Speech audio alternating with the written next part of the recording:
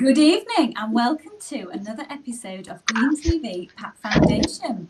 Tonight I have a very special guest, Darren Wright, who works in veterans into logistics. So very interesting and worthwhile work he's doing. So Darren, tell me a bit more about who you are and what you do when you've got your screen sorted. And it's a bit of a different format, isn't it, on StreamYard? I apologise. That's okay. Sorted? Yep. Is that you're happy with that? Yep. Yes. So Darren, hello and welcome to the show.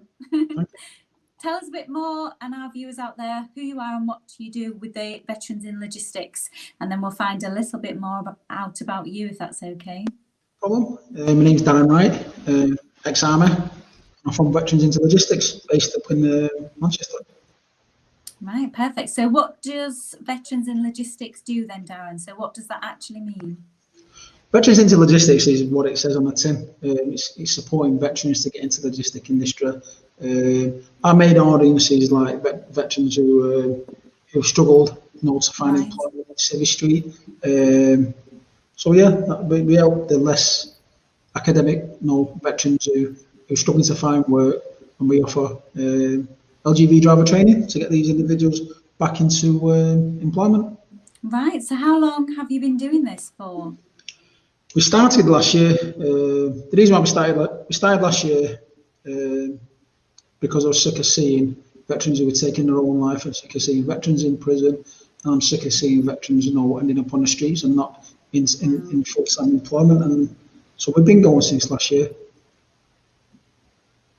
Wow, and that's powerful in itself. So obviously it's very passionate to your heart. I mean, is that something that you found yourself in a position of?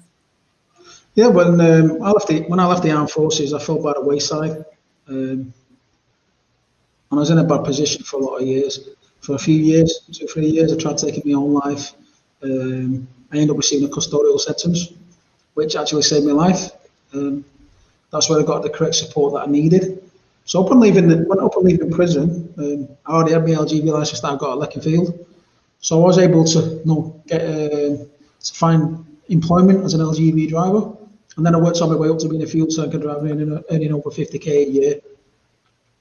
And then it wasn't until I went to my mate's funeral, who in 2018, and that's when I walked away from the funeral after he'd not even been out of the military 12 months. After his full 22 years, Jamie Doyle.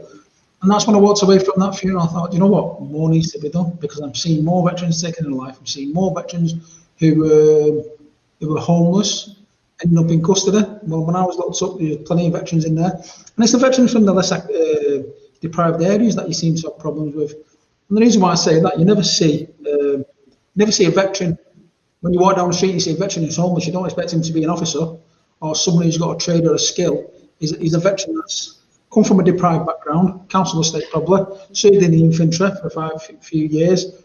When he leaves the military, he hasn't got a trade or a skill that can support him into meaningful employment. So that's why they end up in the position that they end up. So this is why I formed Veterans into Logistics. I'm here to give the lads and girls who serve our country a better opportunity to earn a decent living.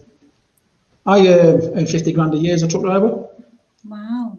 So, and I'm less academic. I'm just with no qualifications. I grew up on a council estate, come from a deprived background, trying to military to get away the way a lot of northern kids do.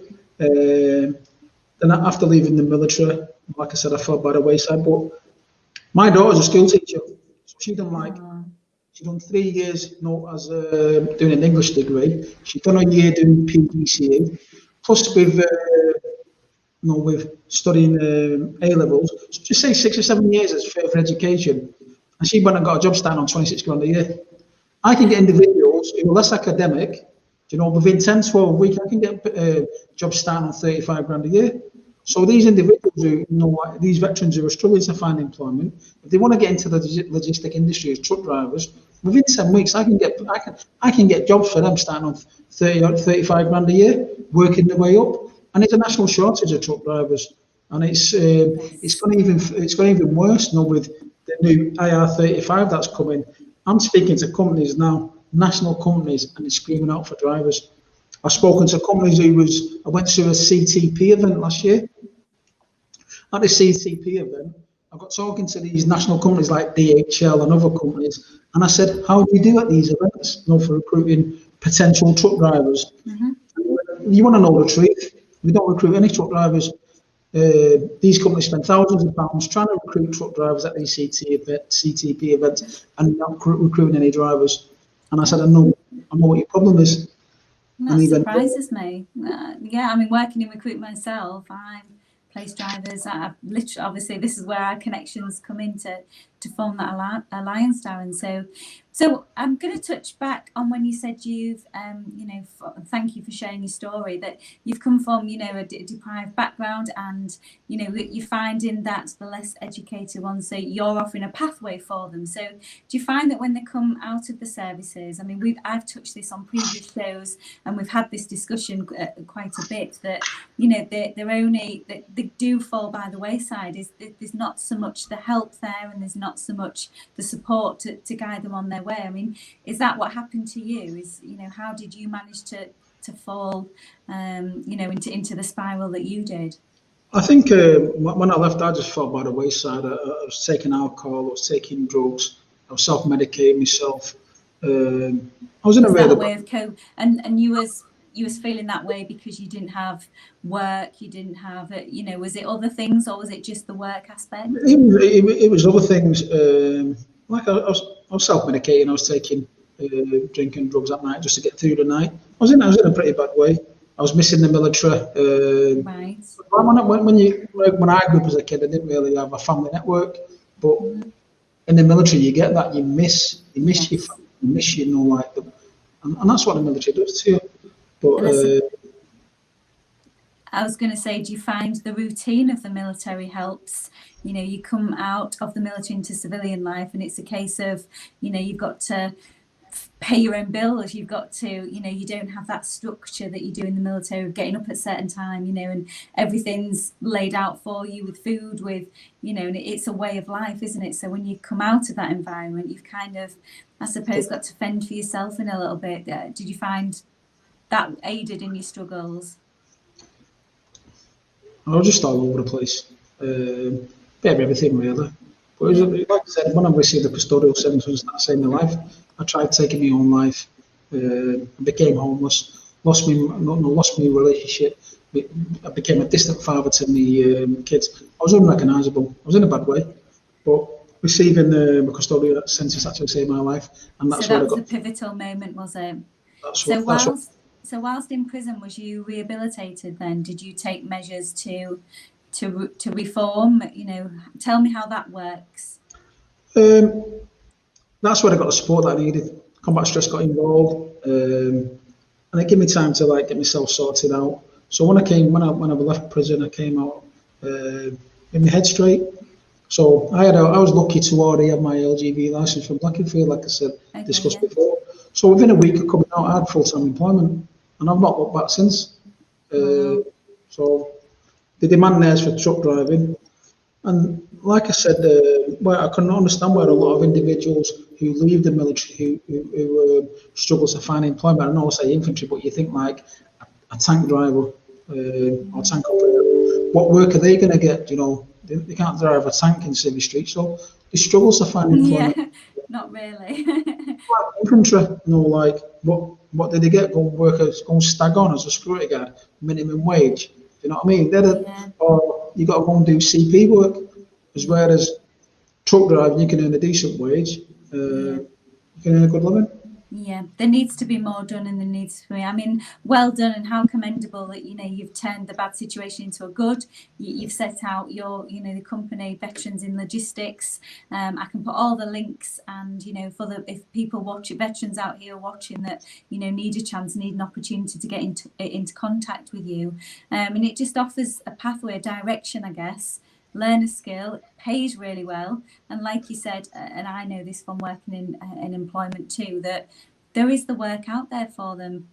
I've got a couple of national contracts myself, so it is literally, there is work out there for people. So what advice would you give to people that's come out a little bit directionless, not sure what to do? What could they expect from working with you, for example? Well, what they can expect working was obviously we're going to offer them the training and the support and the mentoring. I've got a lot of experience, like I said, on every type of truck driving. I've driven container trucks, fridges, worked my way up to the top of being a fuel tanker driver. So I've got the experience. So the fellow veterans, the fellow brothers and sisters, do you know what I mean? I'll give them the advice. There's companies out there that are screaming out for, ex-military personnel. But the thing is, like I said, they go to the CTP events. They can't recruit truck drivers at these CTP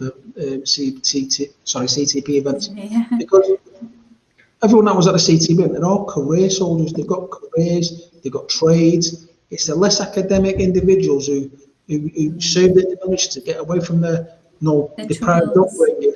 These are the perfect individuals where we give them a truck license, less academic, and they can go and earn like 30 grand a year up to 50 grand a year.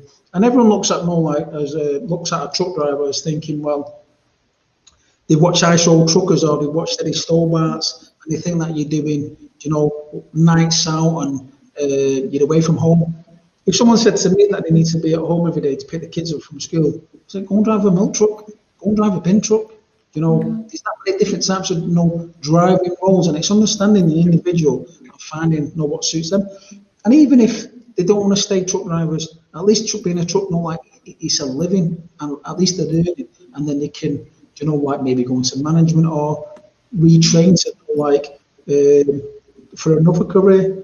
But the main thing is at least they've got something to fall back on, and they'll always be able to earn money, to support them in there. Yeah, it's a good career. There's always going to be a need for it, isn't it? It's not something that's going to go out of fashion, or the country relies on logistics to transport absolutely anything up and down the country. So it's not something that's never going to be of use. So yeah, really well done. It's great, inspiring work. So I'm going to touch on you're a bit of a celebrity at the moment. I think you was in the newspaper on Monday. To tell us a bit more about that. I think, is it MP? I forget the name now. Has got involved in obviously what you're doing and what you're doing for the veterans. So tell us a bit about that, Darren. Well, I was in the Manchester Evening News, so they don't want to write down a story. That's really good. Speaking the truth, really, just explaining my life struggles, like I've served, I'm a veteran. I've also received a custodial sentence. So I've got life experience, and that's what I'm sharing with what we're doing now. And it's like, they said he's over 10%, it's probably more than 10% of veterans who end up in custody. We end up in prison. The reason why they end up in prison is because they leave the armed forces. They can't access the LCAS because it's learning credit level 3. So they can't get a trade. So you think that LCAS are saving money on, they're saving money, so they've made it harder for these less academic individuals to access their funding. So just say they end up in prison. Really? That costs the government 45 grand a year just to hold someone in prison. Do you know what I mean? So they're not saving. And these are the people that we want to help. I've got national companies, Tarmac, Suez. They're all willing to take on ex-offenders. So veterans coming out, I want to support them. I want to give them a trade where they can earn a decent wage, where they can stand on their own 2V, so they don't have to re-offend, they don't end up homeless, they don't take their own life, and they can give them a license that supports them, so they've got meaningful employment and they can be a normal person in society. Absolutely. And since last year, all the veterans that we support and we trained, I took a veteran last year. He was suicidal. He was staying in Speak House in Liverpool, close to topping himself. I trained him up to be an LGV driver.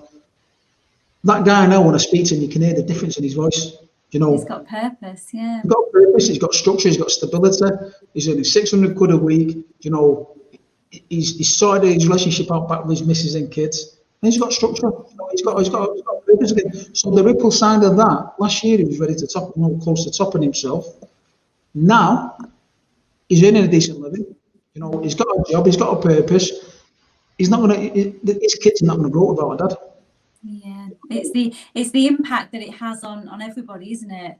I mean, if you'd not done what you've done, for example, that might have impacted on your kids. And I think you told me your daughter's studying to be a teacher. There's there's things it does, the generations do tend to impact, and that's not to put pressure on veterans that, you know, you've got to sort yourself out, everybody suffers, it isn't it? It's about focusing on the individual. But it did impact on my kids' life because I ended up in prison, you know. So it did. So my kids grew up without me, without a dad for a bit. But at least I'm here now. I did try taking my own life, you know. But like I said, I'm glad I went to prison because I got the treatment I needed, and I come out a better person. I come out back to me. And that's down to you. You know, you did that. That's down to you. You know, and it's well done that you did that. You know, was there something inside that said, you know what, I've got to sort this out? Because not everybody can. You know, some people are that low down, they can't. No, I got the support. I got the correct support that I needed in prison. Like I said, combat stress got involved. I got the correct support. Is that care for combat? Is that the same thing that you're talking about? Yeah, so I got the help that I needed when I was in prison. So when I come out, my head was straight, and I went to work. It was clear. Felt like a new person. Built my relationship up better with my kids. Became a supporting dad, and then I worked. And like I said, I worked my way up to being a fuel tanker driver, earning 50 odd grand a year. But I know what it's like to come from a deprived upbringing. You know, mum in and out of care. I know what it's like to come from join the military just to get away. You know, just for a better employment opportunities of what you've been dragged up in. You know, up in the northern, not saying northern, but I know what it's like. And it's these individuals who join the military, do 5 or 6 years, and then they come out. They've got no transferable skill. They've got no trade. They've been infantry soldiers or they've driven a tank. It's a very different environment, isn't it? 100%. So when they come out and they can't find employment and they haven't got a skill, all of a sudden they become depressed because then they start missing the mates, they're missing the times that they've had, trips to Canada or Kenya, and you start missing all that because they've got no purpose. Because where we give them the training, you know, build up the network, they can stand on their own 2 feet, they can a decent living, and that's why we formed Veterans into Logistics, to support our fellow veterans and get them into meaningful employment.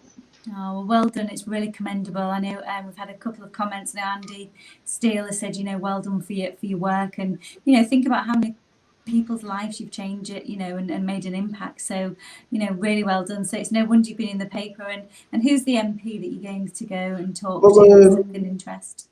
We had a local MP, Chris Clarkson, MP for Haven and Milton. He come and visited our site last week. I've got another meeting on Monday with Sir Graham Brady MP. Wow. And we're going to try and arrange a meeting with Johnny Mercer MP. Let's make a change. Let's get these veterans trained up and get them into employment. There's too many veterans who took their own life, end up in prison, you know, becoming homeless. Let's support the ones who have signing oath of allegiance and you know, put a life on the line for our country. They deserve more than what they get. Oh, I'm with you on that. Let's make a change, Darren. Let's make a pledge. Let's 100%. do a sign. Where do I sign? Let's make a change. Totally on the same page. Well, that's been absolutely brilliant. I mean, is there anything else you'd like to say, you know, to the veterans out there? Any more guidance, or you know, it's clear to me that, you know, if you are need something to go into, you know, contact Darren and get into the logistics and get training and, you know, a career out this. But is there anything else you'd like to add to that? Yeah, we've got access to funding through another national training organisation. So if they're unemployed or earning under 18 grand a year, we've got access to funding to support them to get their LGV class 2. So yeah, there's access to funding there. If anyone wants to know anything about us, phone up, speak to us. You know, we'll support you, give you advice. You know, that's what we do. We're there for our own, to support our own. Yeah, absolutely. We'll post links on Green TV, the Pat Foundation's Facebook and websites and things. So we'll post all the links in there. So there's no excuse for getting in touch. Well, thanks ever so much for coming on the show, Darren. Brilliant to listen to your story, and your work's absolutely amazing. Really, really well done. And, you know, it'll last for future generations. You'll leave that legacy behind. So, you know, really well done. Really, really good. Thank you. Thanks everybody for watching. Tune in again next week where we have more special guests on the show. And yes, have a lovely, lovely evening. So it's bye from Gail Acaster and bye from Darren. Thanks a lot. Thanks. Bye now. Bye.